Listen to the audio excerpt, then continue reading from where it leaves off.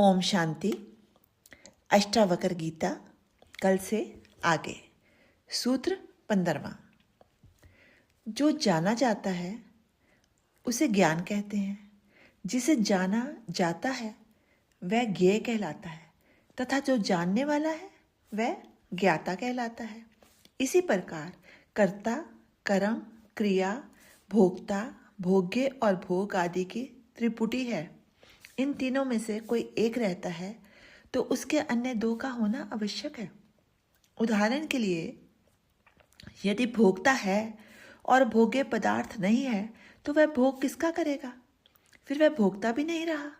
यदि भोग्य पदार्थ है और भोक्ता नहीं तो भी भोग नहीं हो सकता। इसी प्रकार यदि ज्ञाता है तभी ज्ञेय और ज्ञान रह सकता है। जब तक अज्ञान है तभी तक ज्ञान की आवश्यकता है। मैं स्वयं आत्मा हूँ, ज्ञान स्वरूप हूँ, मैं आत्मा होने से निर्दोष हूँ, अतः मुझे ज्ञान की आवश्यकता नहीं है। ज्ञान, ज्ञाता और ज्ञेय ये तीनों जब तक अज्ञान है तभी तक प्रतीत होते हैं। ज्ञानी के लिए ये मिथ्या है, अज्ञानी को ही ज्ञान चाहिए। यदि उसे ज्ञान चाहिए तो किसका ज्ञान करना है? वह वस्तु भी तो होनी चाहिए। फिर ज्ञान प्राप्त करने की क्रिया भी करनी पड़ेगी।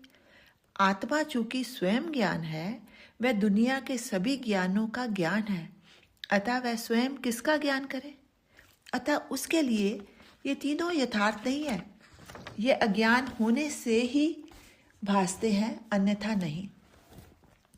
अज्ञानी संसार की हर वस्तु का ज्ञान प्राप्त करना चाहता है, फिर भी सब कुछ जान नहीं सकता। उसका ज्ञान शेष रह ही जाता है। किंतु आत्मज्ञानी ही सब कुछ जानकर तृप्त हो जाता है, उसे अन्य किसी ज्ञान की अपेक्षा नहीं रहती। अतः आत्मज्ञान ही परम ज्ञान है। यही उसका तात्पर्य है। जो आत्मा को जान लेते हैं वे ही अज्ञान से मुक्त हो सकते हैं। ओम शांति। शेष कल।